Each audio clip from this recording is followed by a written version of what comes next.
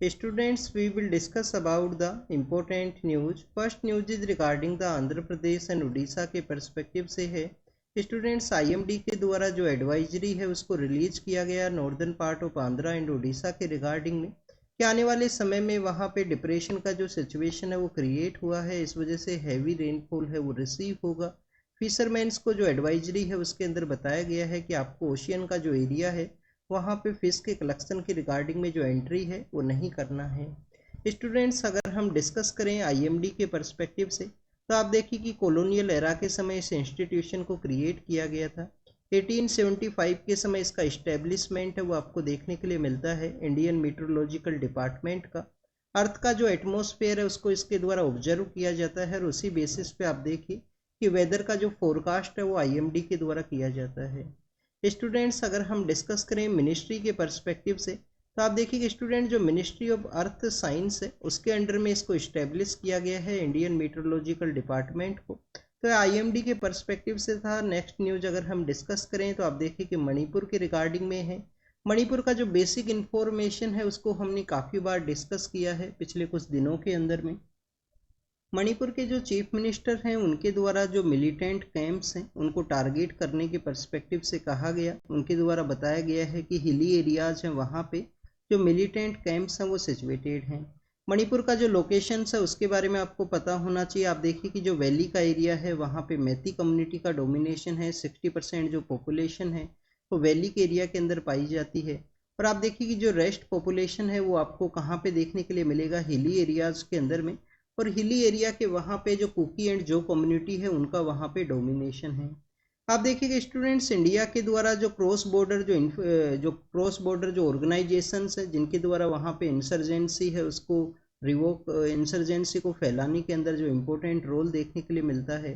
तो इंडिया के द्वारा यूनियन मिनिस्ट्री के द्वारा जो आप देखिए कि जो फ्री मूवमेंट रिजाइम का जो कॉन्सेप्ट है उसको भी यहाँ पे रोकने के बारे में जो सजेशन है वो देखने के लिए मिलता है, जिसको कि 2018 के समय में इंडिया का जो एक्ट ईस्ट पॉलिसी है उसके थ्रू सेटअप किया गया था कि हमारी जो ट्राइबल कम्युनिटीज़ हैं मणिपुर के अंदर में, हमारे जो बॉर्डर स्टेट्स हैं म्यांमार के साथ में, तो आप देखिए कि पोरस बॉर्डर का वो एरिया है, उनके जो रिलेशंस हैं, फैमिली जो रिलेशंस है वो आपको क्रॉस बॉर्डर भी देखने के लिए मिलते हैं कि बॉर्डर के दूसरे पार जो म्यांमार का एरिया है वहाँ से भी उनके रिलेशंस हैं।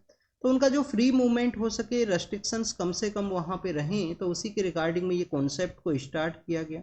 बट स्टूडेंट जो इंसर्जेंट ऑर्गेनाइजेशंस हैं उनके द्वारा इसका यूटिलाइज किया गया है अपना जो इंसर्जेंसी है उसको स्प्रेड करने के रिगार्डिंग में।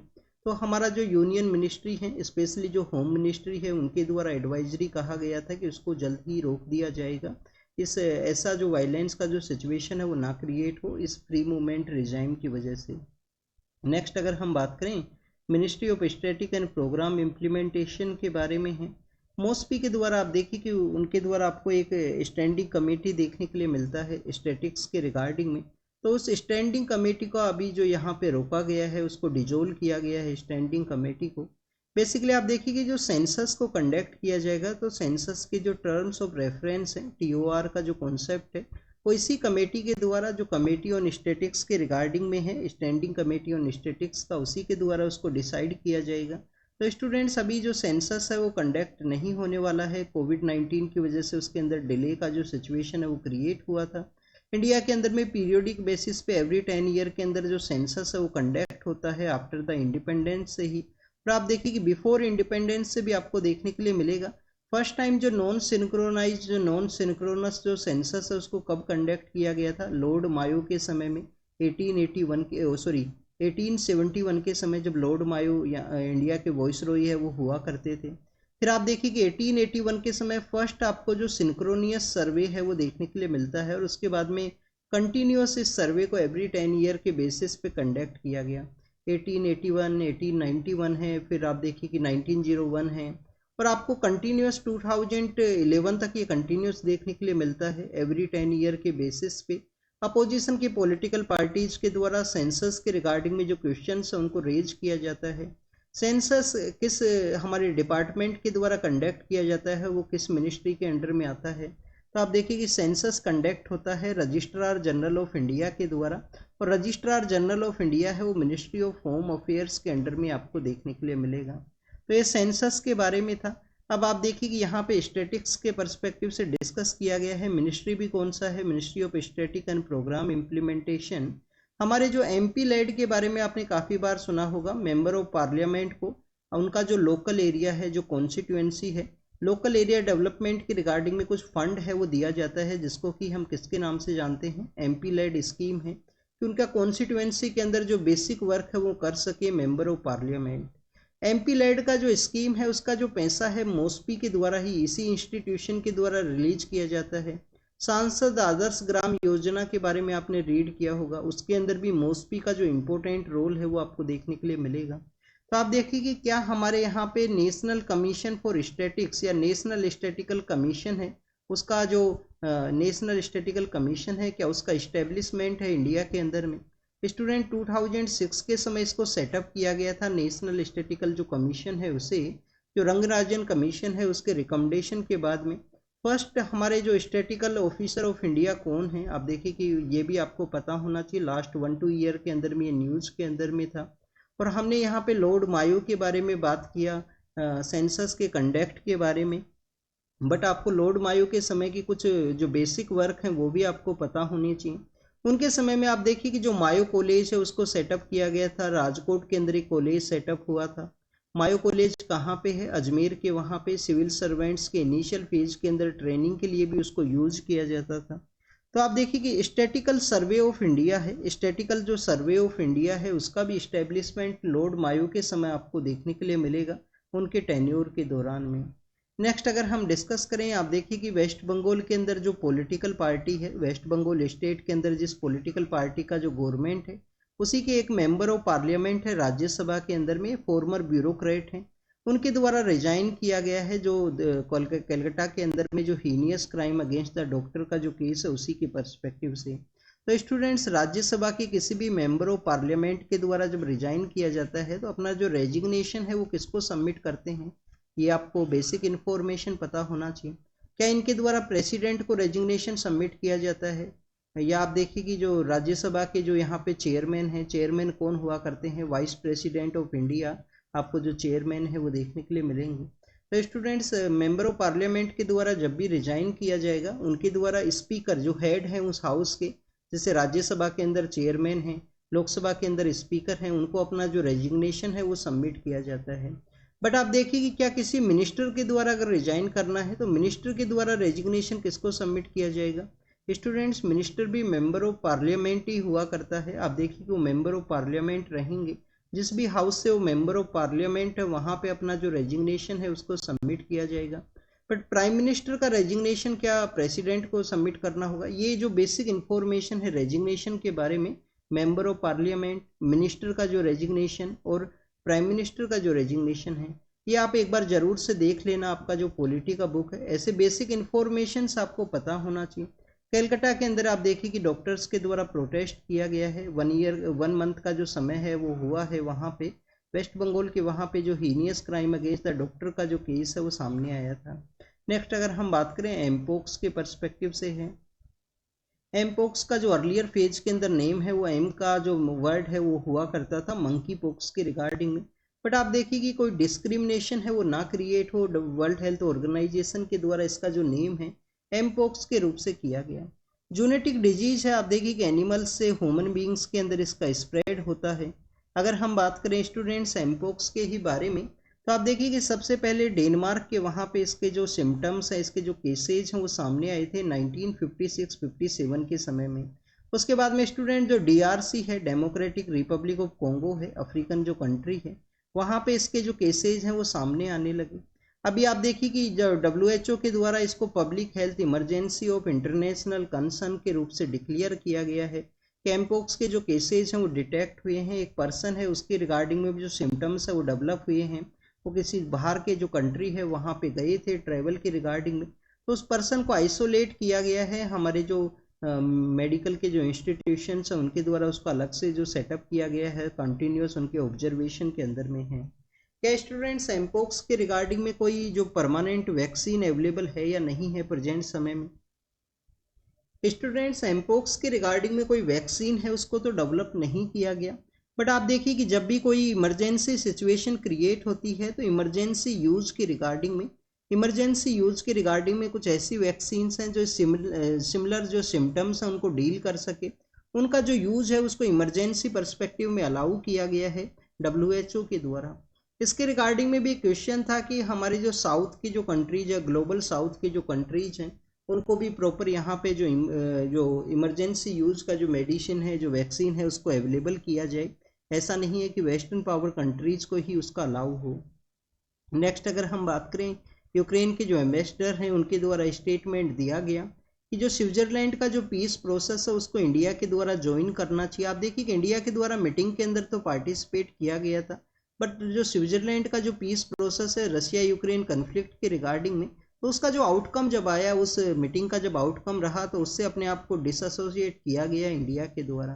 तो यहाँ पे जब सेकंड मीटिंग इसका ऑर्गेनाइज होगा नवंबर दिसंबर के समय में, यूक्रेन के पीस प्रोसेस के रिगार्डिंग में स्विट्जरलैंड पीस प्रोसेस का जब सेकंड मीटिंग यहाँ पे कंडक्ट होगा, तो बेसिकली आप देखिए कि उसके रिगार्डिंग में कहा गया है कि इंडिया के द्वारा रेट्रोस्पेक्टिव वे के अंदर में जो फर्स्ट समिट का जो आउटकम है उसको भी ज्वाइन करना चाहिए, सेकंड समिट है उसके अंदर भी पार्टिसिपेट करना चाहिए। इंडिया के रोल के बारे में बताया गया है कि पीस को इस्टेब्लिश कर सकता है India, Ukraine and Russia both countries के साथ में उनके जो अच्छे रिलेशंस हैं वो यहाँ पे हैं। नेक्स्ट अगर हम बात करें अबू धाबी, आप देखिए कि यूनाइटेड अरब अमीरात का ही ये पार्ट है, यूनाइटेड अरब अमीरात का ही ये पार्ट है। सो जो क्राउन प्रिंस हैं वो इंडिया के विजिट के लिए आने वाले हैं, इंडिया के विजिट के लिए आए हैं।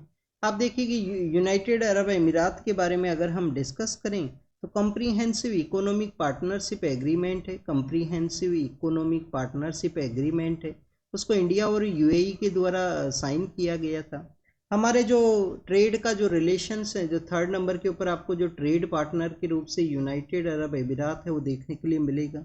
आप देखिए कि बाइलेटरल इन्वेस्टमेंट ट्रीटी है उसको भी साइन किया गया था इंडिया एंड यूएई के जो लीडर्स हैं उनके द्वारा। यहाँ पे इंडिया का जो थर्ड लार्जेस्ट ट्रेड पार्टनर है इंडिया का, आप देखिए कि एफडीआई के रिगार्डिंग में, फॉरेन डायरेक्ट इन्वेस्टमेंट के रिगार्डिंग में फोर्थ इंपोर्टेंट जो डेस्टिनेशन है, फोर्थ इंपोर्टेंट कंट्री आपको देखने के लिए मिलेगा। और इंडिया का जो एक्सपोर्ट है उसका सेकंड या थर्ड जो यहाँ पे एक इम्पोर्टेंट डेस्टिनेशन का प्लेस है। आप देखिए कि जो अरब कंट्रीज हैं, अरब कंट्रीज के वहाँ पे 8.9 मिलियन के आसपास जो इंडियन पर्सनस हैं वेस्ट एशिया के अंदर में जाया करते हैं, और रेमिटेंस के थ्रू जो इंडिया को जो पैसा है वो भी सेंड करते हैं। तो इंडिया का जो रेमिटेंस के अंदर भी ये हेल्प करता है। आप देखिए कि इंडियन जो पर्सनस हैं उनका एम्प्लॉयमेंट भी वहाँ पे देखने के लिए मिलेगा। कंप्रीहेंसिव इकोनॉमिक पार्टनरशिप है, फ्री ट्रेड एग्रीमेंट है, इसके अलावा जो फॉरेन डायरेक्ट इन्वेस्टमेंट का एक इम्पोर्टेंट डेस्टिनेशन है, वहाँ से फॉरेन डायरेक्ट इन्वेस्टमेंट भी इंडिया रिसीव करता है। तो ऐसे काफ़ी सारे इम्पोर्टेंट डेवलपमेंट है इंडिया एंड यूनाइटेड अरब अमीरात के रिगार्डिंग में। इसके अलावा अगर हम डिस्कस करें तो आप देखिए कि इंडिया के द्वारा ITU2 का इंडिया पार्ट है, जो India Israel and UAE and United Arab अमीरात है। तो आप देखिए कि अब्राहम अकॉर्ड के बाद में, अब्राहम अकॉर्ड जो डोनाल्ड ट्रंप जब US के प्रेसिडेंट हुआ करते थे, तो उनके द्वारा इजराइल के जो रिलेशंस हैं मिडिल ईस्ट के जो कंट्रीज हैं उनके साथ में, अरब कंट्रीज के साथ में सेटअप किया जा सके, तो उसी का एक कॉन्सेप्ट आपको ITU2 के रूप से देखने के लिए मिलेगा। इंडिया इजराइल है, यूएई एंड यूनाइटेड अरब अमीरात इसका पार्ट है। आप देखिए कि जो यूनाइटेड अरब अमीरात है वो ब्रिक्स का भी अब प्रेजेंट समय में मेंबर है, प्रेजेंट समय में ब्रिक्स का भी मेंबर है। तो इस तरीके से यूनाइटेड अरब अमीरात और इंडिया का जो रिलेशन है वो डिफरेंट डिफरेंट प्लेटफॉर्म्स के ऊपर में आपको देखने के लिए मिलता है। नेक्स्ट अगर हम बात करें स्टूडेंट्स, करनूर के बारे में है। करनूर कहाँ पे है? आप देखिए कि जो वेस्टर्न घाट का जो एक्सटेंशन है, वेस्टर्न घाट का जो एक्सटेंशन है सदर्न पार्ट के, वहाँ पे सपोज कीजिए स्टूडेंट्स ये कौन सा स्टेट है, सपोज कीजिए तमिलनाडु का मैप है, रफ मैप है। तो ये जो पार्ट है, जो वेस्टर्न पार्ट है, यहाँ पे करनूल है वो सिचुएटेड है। आप देखिए कि ऐसा ही एक और वहाँ पे हिल स्टेशन है काफ़ी ज़्यादा फेमस है, कोडाई कैनाल, वो इसके सदर्न पार्ट के अंदर आपको देखने के लिए मिलेगा, डिंडीगुल जो डिस्ट्रिक्ट है वहाँ पे। ये आप देखिए कि जो करनूल है ये कहाँ पे है? ऊटी के बारे में आपने सुना होगा, ऊटी का एक अलग नेम भी हुआ करता है, डिफरेंट नेम भी है ऊटी का। तो आप देखिए ऊटी के वहाँ पे सिचुएटेड है, एक हिल स्टेशन का ये पार्ट है, काफ़ी इंपॉर्टेंट टूरिस्ट का डेस्टिनेशन है। नीलगिरी का जो एरिया है उसी के अंदर में देखने के लिए मिलता है। 2012 के समय में आप देखिए कि नीलगिरी जो बायोस्फीयर रिजर्व है, नीलगिरी जो बायोस्फीयर रिजर्व है उसको हेरिटेज साइट के रूप से भी डिक्लेयर किया गया था यूनेस्को के द्वारा। तो स्टूडेंट्स कर्नूल जो नेम हमने जो डिस्कस किया वो आपको बेसिकली कर्नूल आपको आंध्र प्रदेश के अंदर में देखने के लिए मिलेगा। और आप देखिए कि जो कर्नूल है वो बेसिकली सिचुएटेड है केरल के अंदर में। और ये स्टूडेंट कुन्नूर है जो एक स्टेशन है जिसको कि यहाँ पे रिनोवेट किया गया है, जो ब्रिटिश एरा के समय से नीलगिरी के एरिया के वहाँ पे सिचुएटेड है। नीलगिरी बायोस्फीयर रिजर्व यूनेस्को का जो हेरिटेज साइट है उसके रूप से उसको डेजिग्नेट किया गया नेचुरल कैटेगरी के अंदर में। इंडिया के यहाँ पे नेचुरल कैटेगरी के अंदर कितने हैं हेरिटेज साइट? आप देखिए कि प्रेजेंट समय में हमारी हेरिटेज साइट कितना है, 42 हैं। 42 साइट्स हैं। पहले कितना हुआ करता था, 40 साइट्स हुआ करता था। दो नई साइट कौन कौन सी ऐड की गई है? एक तो आप देखिए कि रविंद्रनाथ टैगोर के जो पिताजी हैं देवेंद्रनाथ टैगोर, उनके द्वारा जो शांति आश्रम को सेटअप किया गया था, शांति निकेतन है बुर्दमान जो बीरभूम जो डिस्ट्रिक्ट है वहाँ पे वो सिचुएटेड है वेस्ट बंगाल के वहाँ पे। तो एक तो आप देखिए कि शांति निकेतन है, शांति निकेतन है। शांति निकेतन बेसिकली जो आश्रम था देवेंद्रनाथ टैगोर जी के द्वारा, जहाँ पे उनके द्वारा जिस तरीके से उसको यूज किया गया था लेटर फॉर्म के अंदर में, उनका लेटर एज के अंदर में। तो आप देखिए कि वहीं पे एक टाउनशिप को सेटअप किया गया रविंद्रनाथ टैगोर के द्वारा। और उसी एरिया के अंदर में आपको विश्व भारती जो यूनिवर्सिटी है वो भी देखने के लिए मिलती है, जो काफ़ी बार कंट्रोवर्सी की वजह से या डिफरेंट न्यूज़ की वजह से भी न्यूज़पेपर के अंदर मेंशन हुआ करता है। नेक्स्ट अगर हम बात करें होयसाल जो डायनेस्टी है, होयसाल जो डायनेस्टी है, आप देखिए उनके जो टेम्पल्स हैं ये कहाँ पे हैं, कर्नाटका के अंदर जो मैसूर डिस्ट्रिक्ट है वहाँ पे हैं। स्टार शेप के अंदर ये टेम्पल्स हुआ करते हैं। तो ये जो दो साइट्स हैं आप देखिए कि इनको ऐड किया गया, ये दो बोथ साइट्स किस कैटेगरी के अंदर में है? क्या नेचुरल कैटेगरी के अंदर इनको ऐड किया गया है? स्टूडेंट्स नेचुरल कैटेगरी के अंदर नहीं है। नीलगिरी बायोस्फीयर रिजर्व है वो नेचुरल कैटेगरी के अंदर है, 2012 के समय ऐड किया गया था। हमारे यहाँ पे टोटल नेचुरल कैटेगरी के अंदर 7 साइट्स हैं, ये आपको पता होना चाहिए। 7 साइट्स नेचुरल के अंदर में है। एक साइट मिक्स कैटेगरी के अंदर भी है। वो मिक्स कैटेगरी के अंदर कौन सा है? मिक्स कैटेगरी के अंदर है सिक्किम के अंदर सिचुएटेड कंचनजंगा। रेस्ट जो साइट्स हैं वो आप देखिए कि यहाँ पे हेरिटेज साइट्स का पार्ट है। तो हमारा जो नीलगिरी बायोस्फीयर रिजर्व है वो नेचुरल कैटेगरी के अंदर में है। नीलगिरी बायोस्फीयर रिजर्व के बारे में आपको ये पता होना चाहिए कि वहाँ पे टोटल आपको जो 5 नेशनल पार्क हैं वो इस बायोस्फीयर रिजर्व के जो 5 नेशनल पार्क हैं वो इसके पार्ट आपको देखने के लिए मिलेंगे। मुद्दुमलाई नेशनल पार्क है, मुद्दुमलाई नेशनल पार्क है। मुकुर्थी नेशनल पार्क है, मुद्दुमलाई मुकुर्थी। नागरहोल है, नागरहोल है, नागरहोल है। बांदीपुर है और साइलेंट वैली है। तो आप देखिए एक बार फिर से इनको रिवाइज करते हैं। Mudumalai national park, Mukurthi national park, Nagarhole जो कर्नाटका के अंदर सिचुएटेड है, बांदीपुर है। और स्टूडेंट्स साइलेंट वैली जो नेशनल पार्क है वो इसके पार्ट हैं। 5 national park, 3 wild life sanctuaries भी हैं वो भी इसका पार्ट है नीलगिरी बायोस्फीयर रिजर्व का। तो वहीं पे एक स्टेशन है जिसको रिनोवेट किया गया, अब जो पार्ट है वेस्टर्न घाट का भी नीलगिरी बायोस्फीयर रिजर्व का भी, उसके बारे में यहाँ पे मेंशन था। नेक्स्ट अगर हम डिस्कस करें आसियान के जो कंट्रीज हैं उनके बारे में है। स्टूडेंट्स आसियान के जो कंट्रीज हैं, रिसेंटली हमारे जो प्राइम मिनिस्टर हैं ब्रुनई एंड सिंगापुर का जो विजिट है उसके लिए गए थे। आप देखिए कि इंडिया का जो एक्ट ईस्ट पॉलिसी है, इंडिया का जो एक्ट ईस्ट पॉलिसी है जिसको कि 2014 के समय में इंडिया के द्वारा इम्प्लीमेंट किया गया कि हमारे जो नॉर्थ ईस्ट के जो स्टेट्स हैं उनके थ्रू कनेक्टिविटी है उसको सेटअप किया जाए ईस्टर्न एशिया के जो कंट्रीज हैं उनके साथ में। तो आप देखिए कि हमारा जो एक्ट ईस्ट पॉलिसी है उसको ये फुलफिल करती हैं ये जो विजिट्स हैं साउथ ईस्ट एशिया के जो कंट्रीज हैं उनके साथ में। स्टूडेंट्स लास्ट टाइम आप देखिए कि 2018 के समय जब हमने रिपब्लिक डे को सेलिब्रेट किया था 2018 के समय में, तो उस दौरान में आसियान के जो हेड ऑफ द स्टेट हैं, आसियान के जो पॉलिटिकल लीडर्स हैं, उनको बुलाया गया था रिपब्लिक डे के अंदर में। ऑल 10 पॉलिटिकल लीडर्स इंडिया के विजिट के लिए आए, वहाँ पे रिपब्लिक डे के अंदर में उनके द्वारा पार्टिसिपेट किया गया। तो इंडिया का एक क्लोज रिलेशन है वो इन कंट्रीज के साथ में आपको देखने के लिए मिलता है। आप देखिए कि आने वाले समय में इंडिया और आसियान के जो कंट्रीज हैं, जो 10 कंट्रीज हैं आसियान के, इंडिया और आसियान के कंट्रीज का एक मीटिंग होने वाला है लाओस के अंदर में। तो वहाँ पे भी हमारे जो पॉलिटिकल लीडर हैं उनके द्वारा पार्टिसिपेट किया जाएगा। फिलीपाइंस एंड इंडोनेशिया के आप देखिए कि जो जो लीडर्स हैं वो इंडिया का विजिट, फिलीपाइंस और इंडोनेशिया के वहाँ पे इंडियन लीडर हैं उनके द्वारा विजिट किया जाएगा। वियतनाम और आप देखिए कि जो अदर कंट्रीज है वहाँ के जो लीडर्स हैं वो इंडिया के अंदर भी आ सकते हैं। तो continuous south east Asian countries के साथ में हमारा जो रिलेशन है वो कंटिन्यूस इंगेजमेंट का है, कंटिन्यूस ट्रेड जो बूस्ट करना है हमें कंट्रीज के द्वारा। बट आप देखिए कि कनेक्टिविटी है इन कंट्रीज के साथ में, इंडिया का कनेक्टिविटी है, बट आपको यहाँ पे देखने के लिए मिलता है कि ब्रुनई के बारे में अगर हम डिस्कस करें, या ब्रुनई के बारे में आप देखिए कि अगर हम डिस्कस करें तो हमारे सभी कंट्रीज के साथ में या कंप्लीट जो 10 कंट्रीज का ये ब्लॉक है आसियान के साथ में जो ट्रेड है वो बूस्ट हुआ है। बट ब्रुनई के साथ में आपको जो ट्रेड है वो डिक्लाइनिंग फेज के अंदर देखने के लिए मिलता है।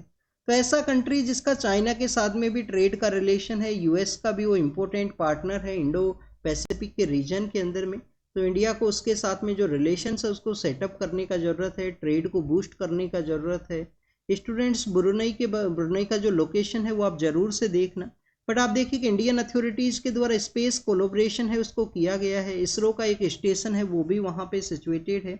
और एलएनजी जो इंडिया के द्वारा वहाँ से खरीदा जाता था लिक्विड नेचुरल गैस, आप देखिए कि रसिया के द्वारा जब से इंडिया को कंसेशन के अंदर में सेल किया गया है तो वहाँ पे आपको जो सेल है वो जो इम्पोर्ट है वो डिक्लाइनिंग के अंदर देखने के लिए मिलेगा ब्रुनई के परस्पेक्टिव से। नेक्स्ट अगर हम बात करें सिंगापुर के बारे में है, सिंगापुर में आप देखिए कि हमारा जो इलेक्ट्रॉनिक का जो सेक्टर है उसके सप्लाई चेन के अंदर एक इम्पोर्टेंट रोल है। रेयर अर्थ जो मटेरियल्स का प्रेजेंस होना, टेक्निकल एक्सपोर्ट्स को उनके द्वारा कैरी आउट करना, और इसके अलावा आप देखिए कि उनके द्वारा सेमीकंडक्टर का जो इंडस्ट्री है उसके अंदर एक इम्पोर्टेंट रोल है। तो यूएस, ताइवान और चाइना का जो कन्फ्लिक्ट है उसको यहाँ पे डाइवर्ट करते हुए इंडिया के द्वारा सिंगापुर के वहाँ से जो रिलेशंस है उनको सेटअप करने का ज़रूरत है। तो स्टूडेंट्स बेसिकली ये सब तो अभी रिसेंट विजिट के बारे में डिस्कस किया गया। अगर हम फ्यूचर के बारे में डिस्कस करें तो आप देखिए आसियान के द्वारा एक फ्री ट्रेड एग्रीमेंट है, आरसीईपी का जो कॉन्सेप्ट है उसको चलाया गया था। बट आरसीईपी का जब कॉन्सेप्ट को जब भी डिस्कस किया जाता था फ्री ट्रेड एग्रीमेंट को, तो हमारे यहाँ पे जो लोकल डेयरी का जो सेक्टर का जो इंडस्ट्रीज हैं उनके द्वारा इसको प्रोटेस्ट किया जाता था। क्यों प्रोटेस्ट किया जाता था? आप देखिए आरसीईपी के अंदर जो डेयरी सेक्टर है उसके अंदर कौन सा कंट्री डोमिनेटेड है? न्यूजीलैंड आपको डोमिनेटेड देखने के लिए मिलेगा। स्टूडेंट्स न्यूजीलैंड डेयरी सेक्टर के अंदर में काफ़ी अच्छा उनका प्रेजेंस है, डेयरी के जो प्रोडक्ट्स हैं उनके रिगार्डिंग में। तो इंडियन जो लोकल डेयरी इंडस्ट्रीज हैं उनके द्वारा इसका प्रोटेस्ट किया जाता था। अगर यहाँ पे फ्री ट्रेड एग्रीमेंट रहा आरसीईपी के कंट्रीज़ के साथ में, जिसमें 10 आसियान की कंट्रीज हैं, बाकी आप देखिए कि यहाँ पे आपको जो जापान है, जापान के अलावा आप साउथ कोरिया है, चाइना है, चाइना के अलावा आप देखिए कि न्यूजीलैंड एंड ऑस्ट्रेलिया है, और इंडिया भी इसका पार्ट होता, बट इंडिया के द्वारा 2019 के समय डिनाई कर दिया गया था।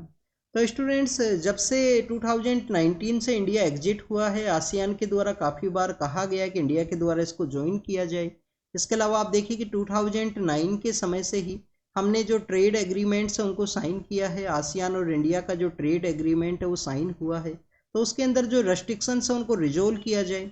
कंप्रीहेंसिव इकोनॉमिक जो पार्टनरशिप है उसको यहाँ पे सेटअप किया जाए आसियान को एज ए सेंट्रलिटी के अंदर में रखते हुए, और हमारा जो एक्ट ईस्ट पॉलिसी है उसको फुलफिल करने के रिगार्डिंग में ये जो 10 कंट्रीज हैं उनका यहाँ पे इम्पोर्टेंट रोल है। हेल्थ सेक्टर के बारे में है कि हमें हेल्थ सेक्टर का जो पॉलिसी पैरालिसिस है उसको कैसे रिजोल्व करना है। स्टूडेंट्स यहाँ पे बताया गया कि जो पब्लिक हेल्थ है वो नीड है किसी भी एक डाइवर्स पॉपुलेशन का। डाइवर्स पॉपुलेशन को आपको हेल्दी रखना है, यूथ पॉपुलेशन को आपको हेल्दी रखना है। तो पब्लिक हेल्थ का जो पॉलिसी है वो रिसोर्सेज के बेसिस पे उसको क्रिएट करने का ज़रूरत है, और प्रॉपर वे में उसका इम्प्लीमेंटेशन हो। अगर इम्प्लीमेंटेशन नहीं होता है तो पॉलिसी पैरालिसिस का जो सिचुएशन है वो ये क्रिएट करता है। 3 मेन डोमेन यहाँ पे बताए गए हैं। जैसे पुअर पर्सन है तो उनके रिगार्डिंग में जो डिजीज है वो मेन इश्यू आपको देखने के लिए मिलेगा, जैसे कि ट्यूबरक्लोसिस का डिजीज है, चैलेंज टू लाइफ का जो डिजीज है, मलेरिया का जो केसेज है, तो उन सभी को यहाँ पे डील करने के लिए पुअर पर्सनस का जो डिजीज है उनकी रिगार्डिंग में स्टेट को एक इम्पोर्टेंट रोल है वो प्ले करना चाहिए। मिडिल क्लास का मीन्स है कि यहाँ पे जो पुअर जो मार्केट रेगुलेशन है, पुअर इंफ्रास्ट्रक्चर है, जैसे कि एयर पोल्यूशन है, वाटर का पोल्यूशन है, वीक ड्रेनेज है, वेस्ट मैनेजमेंट नहीं है, तो मिडिल क्लास के रिगार्डिंग में उनको यहाँ पे डील करने का ज़रूरत है।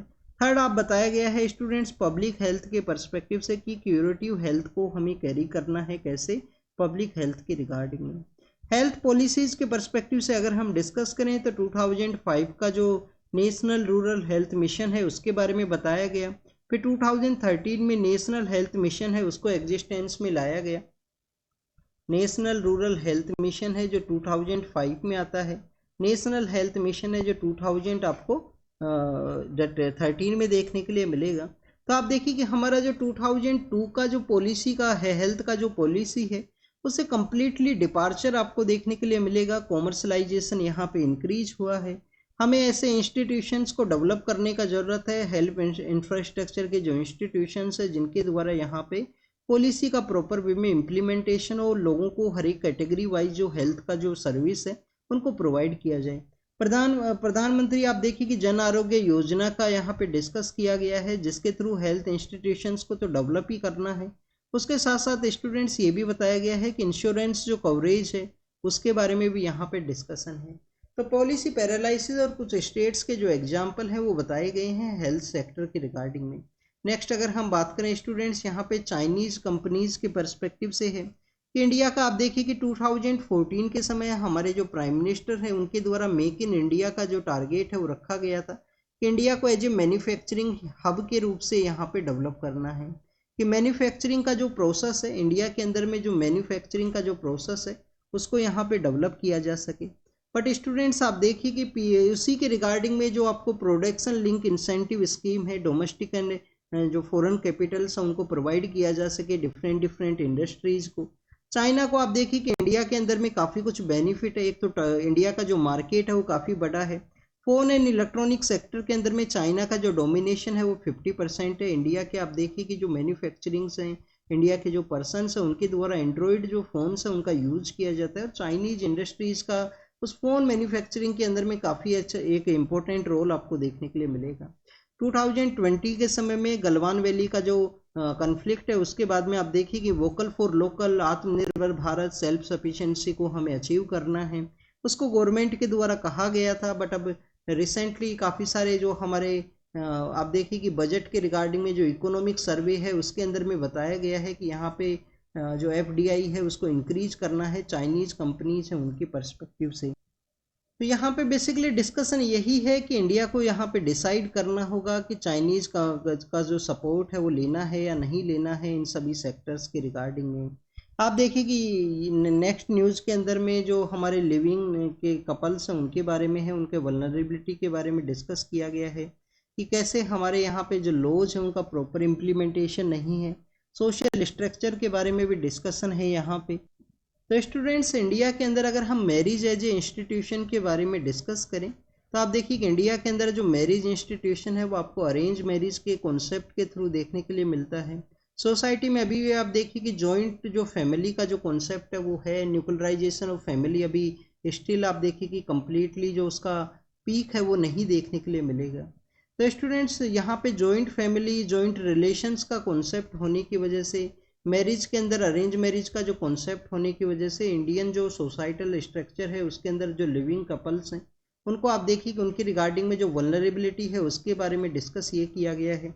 एक तो जो लिविंग कपल्स हैं उनके रिगार्डिंग में डोमेस्टिक वायलेंस के रिगार्डिंग में उनका जो अगर पार्टनर्स का जो क्राइम है उसको डोमेस्टिक वायलेंस का जो एक्ट है उसके अंडर में इनको कवर किया गया है। जो डोमेस्टिक वायलेंस एक्ट है 2005 का उसके रिगार्डिंग में एक केस को यहाँ पे डिस्कस किया गया है कि केस बेसिकली बताया गया है कि एक लिविंग कपल्स थे, उसके अंदर में एक दूसरे के ऊपर अटैक किया गया, उसमें एक जो गर्ल पर्सन है उसका डेथ हुआ है। उसके अंदर में काफ़ी फेमस केस हुआ था, आप देखिए कि 1-2 ईयर बैक में, जिसके अंदर में आप देखिए कि जो इंस्टीट्यूशन है लिविंग कपल्स के रिगार्डिंग में, उसके रिगार्डिंग में भी जो क्वेश्चन है उसको ये रेज करता है। नेक्स्ट अगर हम बात करें इसी कॉन्सेप्ट के पर्सपेक्टिव से तो आप देखिए कि जो इंटरफेथ कपल्स हैं उनका लैक ऑफ प्रोटेक्शन है इंडिया के अंदर में, लैक ऑफ इम्प्लीमेंटेशन है ग्रास रूट लेवल के ऊपर में, तो उनका जो वल्नरेबिलिटी है उसके रिगार्डिंग में डिस्कशन है। एग्जाम के पर्पज से क्या इंपॉर्टेंट है, आप देखिए कि एनसीआरबी के अब हम डाटाज को जब भी यहाँ पे एनालाइज करते हैं तो वुमेन के अगेंस्ट में क्राइम को जब भी हम डिस्कस करते हैं तो आपको एक कॉन्सेप्ट यहाँ पे समझ में आएगा कि वुमेन के अगेंस्ट में जो क्राइम है वो मैक्सिमम आप देखिए कि वुमेन का कोई जानकार पर्सन है, कोई उसका क्लोज रिलेटिव है, जैसे कि लिव इन पार्टनर के अंदर में जो पार्टनर पर्सन है उन्हीं के द्वारा यहाँ पे जो क्राइम है वो कमिट किया जाता है। मैक्सिमम जो क्राइम है वो नॉन पर्सन के द्वारा ही कमिट हुआ करता है। नेक्स्ट अगर हम बात करें समग्र शिक्षा फंड के बारे में है कुछ स्टेट्स का जो फंड है वो रोका गया है, क्योंकि उनके द्वारा यहाँ पे जो अडोप्ट करना था जो पीएम श्री स्कीम है, जिसके अंदर एग्जाम्पलर जो स्कूल्स है उनको सेटअप किया जाए, तो उसके थ्रू जो उनको उनके द्वारा इस प्रोग्राम को जो अडोप्ट है वो नहीं किया गया है। समग्र शिक्षा फंड बेसिकली क्या है कि हमारा जो राइट टू एजुकेशन है, राइट टू एजुकेशन के अंदर में आप देखिए कि स्कूल के द्वारा कुछ पर्सनस को लिया जाता है, जैसे सपोज कीजिए कोई क्लास है, कुछ पर्सनस हैं जिनको ले लिया जाएगा यहाँ पे, कि जिनको जो फीस है वो नहीं लगेगा उनका, और स्टूडेंट फीस नहीं लगेगा तो राइट गवर्नमेंट के द्वारा उनको कुछ कंसेशन है स्कूल्स को प्रोवाइड किया जाता है उस राइट टू एजुकेशन के अंदर में, कि सभी को यहाँ पे एजुकेशन का जो अधिकार है। तो स्टूडेंट्स आप देखिए कि ये फंड बेसिकली उन टीचर्स को भी जो सैलरी है वो पे करता है, यहाँ पे राइट टू एजुकेशन के रिगार्डिंग में जो स्कूल्स हैं उनको भी ये पे करता है। तो बेसिकली ये जो राइट वर्किंग है, जो ये जो डिले है फंड के अंदर में, ये जो मॉडल स्टेट्स हैं उनके लिए एक पनिशमेंट के रूप से काम करेगा, उसके बारे में भी यहाँ पे डिस्कस किया गया है। अरेबियन सी के बारे में है, आप देखिए कि नॉर्दर्न इंडियन ओशियन के बारे में अगर हम डिस्कस करें, नॉर्दर्न इंडियन ओशियन के बारे में अगर हम डिस्कस करें, तो ये काफ़ी ज़्यादा इंपॉर्टेंट है। अपने मानसून एक्टिविटी की वजह से इंडियन ओशियन का जो नॉर्दर्न पार्ट है वो जाना करते हैं। किस तरीके से जाना करते हैं, आप देखिए कि मानसून के समय में आप देखिए कि जो 200 लाख करोड़ 200 लाख करोड़ ऐसा जो बकेट है वो इनके द्वारा रेनफॉल के थ्रू रिसीव किया जाता है इंडियन जो कॉन्टिनेंट है, जो इंडियन सब कॉन्टिनेंट का एरिया है उसके द्वारा। तो आप देखिए कि जब भी इंडिया के अंदर बारिश होगा तो जो लॉट्स ऑफ इवेपोरेशन है वो आपको देखने के लिए मिलेगा। अरेबियन जो सी है, अरेबियन जो सी का एरिया है, बे ऑफ बंगाल का एरिया है, वहाँ से लॉट्स ऑफ इवेपोरेशन का जो सिचुएशन है वो क्रिएट होता है। अगर हम बात करें स्टूडेंट्स यहाँ पे जो वार्म ट्रॉपिकल ओशियंस के बारे में, तो आप देखिए कि वो हॉट बेड्स हुआ करते हैं साइक्लोन्स के परस्पेक्टिव से। नॉर्थ इंडियन जो ओशियन है वो प्रेजेंट समय में वहाँ पे जो साइक्लोनिक कंडीशंस है वो काफ़ी कम डेवलप होती हैं। बट स्टूडेंट्स जो नॉर्थ इंडियन ओशियन है वो आप देखिए कि आपको अलग पार्ट्स हैं जो मानसून सर्कुलेशन के अलावा आप देखिए कि ओशियनिक जो टनल्स हैं, ओशियनिक जो टनल्स हैं उसके थ्रू जो पैसिफिक ओशियन है, साउथ जो नॉर्दर्न इंडियन ओशियन का जो सदर्न पार्ट है उसके थ्रू ओशियनिक टनल्स के थ्रू कनेक्टेड है। ओशियनिक टनल्स के थ्रू कनेक्टेड है, तो यहाँ पे बताया ये गया है कि जो समर के समय अरेबियन जो ओशियन है वो हीट करता है, बे ऑफ बंगाल के अंदर में जो यहाँ पे काफ़ी कम आपको जो हीटिंग है वो देखने के लिए मिलता है। तब उसी के रिगार्डिंग में क्राइसिस ये क्रिएट हुआ है कि आप देखिए कि हमारे यहाँ पे लैंड बेस जो डिप्रेशन है उसकी वजह से एक जो साइक्लोनिक कंडीशन क्रिएट हुआ नॉर्दर्न पार्ट ऑफ गुजरात के अंदर में, जिसको कि असना नाम का जो साइक्लोन है वो नाम दिया गया है। नेमिंग जो किया गया है वो पाकिस्तान के द्वारा है। जो 13 कंट्रीज हैं हमारे यहाँ पे नेमिंग के रिगार्डिंग में उनका नाम आपको पता होना चाहिए। ये आपका होमवर्क भी है, आपका होमवर्क है कि वो 13 कंट्रीज कौन कौन से हैं जिनके द्वारा इंडियन ओशियन के इस पार्ट के अंदर में कुछ मिडिल ईस्ट के भी कंट्रीज हैं, ओमान है, कुछ 5 कंट्रीज को 2018 के अंदर में ऐड किया गया था। तो उन 13 कंट्रीज का नाम आप बताना यहाँ पे। तो स्टूडेंट्स बेसिकली यहाँ पे ओशियन के हीटिंग एंड कूलिंग के परस्पेक्टिव से डिस्कस किया गया है कि कैसे जो अनकॉमन एक साइक्लोनिक कंडीशन है वो डेवलप हुआ अरेबियन सी के रिगार्डिंग में। उसके फैक्टर्स के बारे में अगर हम डिस्कस करें तो ओशियनिक जो वोल्केनो है उसके भी इरप्शन के बारे में डिस्कस किया गया है। आर्कटिक सी के वहाँ पे जो आइस है उसके मेल्ट होने की वजह से इंडिया का जो मानसून पैटर्न है उसके अंदर में चेंज आया है। आर्कटिक सी के बारे में अगर हम यहाँ पे डिस्कस करें तो आप देखिए कि आर्कटिक सी के बारे में तो नहीं डिस्कस करेंगे। हमारा national centre for polar and oceanic research आपको एक सेंटर देखने के लिए मिलता है। आप देखिए कि हिमाद्री नाम का जो स्टेशन है वो भी सेटअप है हमारा आर्कटिक जो नॉर्दर्न पार्ट आर्कटिक का जो सी का एरिया है वहाँ पे हिमाद्री स्टेशन भी आपको देखने के लिए मिलेगा। हम यहाँ पे स्टूडेंट डिस्कस करेंगे आर्कटिक काउंसिल के बारे में। जो हमारा आर्कटिक का जो काउंसिल है उसके बारे में हम डिस्कस करेंगे। 1996 के समय इसको सेटअप किया गया था, किसके थ्रू? ओटावा जो डिक्लेरेशन है, ओटावा जो डिक्लेरेशन है उसके थ्रू इसको सेटअप किया गया। कौन कौन से कंट्रीज हैं स्टूडेंट्स? याद रखने का जो तरीका है वो इस तरीके से है। फिनलैंड है, एफ से फिनलैंड है, आइसलैंड है, नॉर्वे है, डेनमार्क है और स्वीडन है। ये तो 5 कंट्री हुई, Finland, Iceland, Norway, Denmark and Sweden. तो फिर आप देखिए कि यूएसए है, यूनाइटेड स्टेट ऑफ अमेरिका के नॉर्दर्न पार्ट के अंदर कौन है? कनाडा है। और यूएस का राइवलरी कौन है? रसिया है। तो यूएस है, रसिया है और कनाडा है। 3 कंट्रीज ये हैं, टोटल 8 कंट्रीज हैं। इंडिया का अच्छा रिलेशन है। आर्कटिक के अंदर में अपने जो रिसर्च सेंटर्स हैं वो सेंड किए गए हैं। National centre for polar and oceanic research है वो वहाँ पे सेटअप है। क्वेड का मीटिंग इंडिया के अंदर होता है। इंडिया के द्वारा मीटिंग को स्वैप किया गया है यूएस से, और यूएस के अंदर मीटिंग होगा यूनाइटेड नेशन जनरल असेंबली के साथ ही, आप देखिए। और जब नेक्स्ट टाइम यूएस का जो मीटिंग है वो इंडिया के अंदर कंडक्ट किया जाएगा नेक्स्ट आने वाले समय के अंदर में। एक पर्सन है जिनके द्वारा यूट्यूब के थ्रू आप देखिए कुछ वीडियो देख के सर्जरी का कुछ परफॉर्मेंस है वो किया गया, तो काफ़ी ज़्यादा ये रॉन्ग डिसीजन है। आप देखिएगा, आप एजुकेशन को अगर रिसीव करते हो, न्यूज़पेपर्स को अगर आप रीड करते हो, यूपीएससी का कोचिंग करते हो यूट्यूब के थ्रू में, तो उसमें भी आप स्टूडेंट्स अपना जो दिमाग है उसको ज़रूर से अप्लाई कीजिए। कभी भी ब्लाइंडली किसी को भी फॉलो मत कीजिए, चाहे वो मेरे को मत कीजिए या किसी भी दूसरे टीचर को मत कीजिए। आप अपने एग्जाम के अकॉर्डिंग में अपना जो माइंड सेट है उसको ज़रूर से अप्लाई कीजिए, जिससे कि आप बेटर वे में जो रिजल्ट्स हैं उनको गेन करोगे। एक आप देखिए स्टेटमेंट है वो काफ़ी बार डिप्लोमेसी एंड काफ़ी सारे जो सेक्टर्स है उसके अंदर बोला जाता है कि ट्रस्ट तो करो, किसी का भी जो बात है उसको ट्रस्ट करो, बट वेरीफाई ज़रूर से कीजिए। ट्रस्ट कीजिए बट वेरीफाई कीजिए, बिलीव एक्शंस में बिलीव रखिए वर्ड्स के बजाय में। तो यूट्यूब अब कम्प्लीटली अगर हम बात करें तो वर्ड्स का खेल है, यहाँ पे वर्ड्स का है, और भी काफ़ी कुछ है। एल्गोरिथम जो समझ जाता है किस तरीके से अपने आप को प्रमोट करना है। और आप देखिए यहाँ पे ऐसे जो बेसिकली अनसाइंटिफिक जो थिंग्स हैं, कोई एक्सपर्ट पर्सन है सर्जरी के रिगार्डिंग में, तो अनसाइंटिफिक थिंग्स को ना अडोप्ट करते हुए एक्सपर्ट पर्सनस को आप अप्रोच कीजिए। नेक्स्ट अगर हम बात करें वुमेन के रिगार्डिंग में क्राइम का जो न्यूज़ था वेस्ट बंगाल का, तो आप देखिए कि हमारा सेंट्रल गवर्नमेंट के द्वारा जो वुमेन्स का जो वर्किंग हॉस्टल है उनको क्वालिटी काउंसिल ऑफ इंडिया जो हमारा है उनके द्वारा कुछ यहाँ पे टर्म्स है वो डिसाइड किया जाएगा, और हॉस्टल्स जितने भी वर्किंग हॉस्टल्स हैं इंडिया के अंदर में उनका एक रैंकिंग है वो किया जाएगा, कौन सा यहाँ पे सेफ है उसके रिगार्डिंग में। न्यू एजुकेशन पॉलिसी आप देखिए कि उसके रिगार्डिंग में हमारे जो वाइस प्रेसिडेंट है उनके द्वारा कहा गया है सभी स्टेट्स को इसको अडॉप्ट करने का ज़रूरत है। 1968 के समय डीएस कोठारी का लीडरशिप के अंदर में फर्स्ट एजुकेशन पॉलिसी है वो आता है, फिर आप लास्ट के 2 वर्ड्स हैं उनको चेंज कीजिए। 1986 के समय सेकेंड एजुकेशन पॉलिसी है वो देखने के लिए मिलेगा। इसका एक अमेंडमेंट एक्ट भी किया गया 92 के समय, 6 ईयर बाद में 92 में एक अमेंडमेंट भी किया गया, और 2020 के अंदर में न्यू एजुकेशन पॉलिसी है वो यहाँ पे आता है। तो उसी के एडॉप्शन के बारे में है। अर्ली जो चाइल्डहुड एजुकेशन है उसको भी कवर किया गया है एजुकेशन पॉलिसी के पार्ट के रूप से। हमारा जो डिफेंस सेक्टर है उसका काफ़ी सारा मिलिट्री एक्सरसाइज है वो कंडक्ट होगा, डिप्लोमेटिक एंगेजमेंट है जिन कंट्रीज़ के साथ में।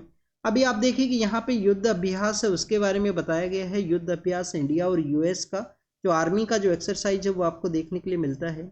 तरंग जो हमारा मल्टीनेशनल जो पर्सनस है वो इसके अंदर में मल्टीनेशनल जो आर्मी डिफेंस फोर्सेज के पर्सनल्स हैं उनके द्वारा इंगेज किया गया है। तरंग शक्ति बेसिकली क्या है? तरंग शक्ति आप देखिए कि एयरफोर्स का जो एक्सरसाइज है, आने वाले समय में मालाबार एक्सरसाइज है वो भी कंडक्ट होगा जो कि नेवल एक्सरसाइज आपको देखने के लिए मिलता है। और आप देखिए कि इंडिया और श्रीलंका का एक मित्र शक्ति नाम का एक्सरसाइज है उसको भी कंडक्ट किया जाएगा आने वाले समय के अंदर में। नेक्स्ट अगर हम बात करें हमारे इंडस्ट्रियल सेक्टर रिफाइनरी के बारे में है, कुछ पर्सनस का डेथ हुआ है, तो इंडस्ट्रियल डिजास्टर्स हैं उनको कैसे रोका जाए, ये कंटिन्यूस डिजास्टर हैं वो देखने के लिए मिले हैं। नेक्स्ट आप देखिए कि चाइना और फिलीपाइंस का जो एरिया है वहाँ पे टाइफून का जो सिचुएशन है वो क्रिएट हुआ, तो वियतनाम के वहाँ पे भी इसका इम्पैक्ट है, हैवी रेनफॉल है वो रिसीव हुआ है, उसके बारे में मेंशन किया गया है। पाकिस्तान के जो फॉर्मर प्राइम मिनिस्टर हैं उनके रिगार्डिंग में है, उनका जो पॉलिटिकल पार्टी है उसके रिगार्डिंग में डिस्कशन है वो किया गया है। नेक्स्ट अगर हम डिस्कस करें स्टूडेंट्स, यहाँ पे अल्जीरिया के बारे में है, और नॉर्दर्न कोरिया के बारे में डिस्कस है वो किया गया है। नॉर्दर्न कोरिया के वहाँ पे भी जो हैवी रेनफॉल है वो रिसीव हुआ है, फ्लड का सिचुएशन है वो क्रिएट हुआ है। रशिया के द्वारा यूक्रेन के कुछ टाउन को टेक ओवर किया गया है। नाटो के बारे में है, नॉर्थ अटलांटिक ट्रीटी ऑर्गेनाइजेशन क्या है? नॉर्थ अटलांटिक ट्रीटी ऑर्गेनाइजेशन आप देखेंगे 1949 के समय सेटअप किया गया। हेडक्वार्टर कहाँ पे है? बेल्जियम ब्रुसेल्स के अंदर हेडक्वार्टर है। और कलेक्टिव डिफेंस का एक यहाँ पे कॉन्सेप्ट देखने के लिए मिलेगा। What is collective defence? कि नाटो के जो मेंबर्स हैं उसके ऊपर अगर किसी भी एक के ऊपर अटैक होता है तो attack on one equal to the attack on all का कॉन्सेप्ट है, सभी के द्वारा उसको डिफेंड किया जाएगा, सभी मेंबर्स के द्वारा कलेक्टिव वे में। नेक्स्ट आप देखिए कि वेनेजुएला के जो अपोजिशन लीडर हैं उनके बारे में है, उनके द्वारा जो शरण है वो मांगी गई है स्पेन के वहाँ पे। तो ये एक वहाँ पे पॉलिटिकल पार्टीज़ का ये जो न्यूज़ है वो कंटिन्यूस था वेनेजुएला के बारे में। कल हमने जो वेनेजुएला के बारे में डिस्कस किया था, सपोज कीजिए लैटिन अमेरिका है, यहाँ पे वेनेजुएला है, इसके बगल में कौन सा कंट्री है, गुयाना है। वेनेजुएला के आप देखिए कि कम्प्लीटली नॉर्दर्न पार्ट के अंदर, ओशियन के एरिया के अंदर एक आइलैंड कंट्री है जिसको कि हम त्रिनिडाड एंड टैबोगो के नाम से जाना करते हैं, जिसका कैपिटल है पोर्ट ऑफ स्पेन। तो इंडिया और उसके रिलेशन के बारे में कल के न्यूज़पेपर के अंदर हमने डिस्कस किया था। तो ये आज का न्यूज़पेपर डिस्कशन है, आप इसको रीड कीजिए, रिवाइज कीजिए, जो भी इन्फॉर्मेशन आपको मिले उसको नोट डाउन कीजिए। Thank you students, thank you very much.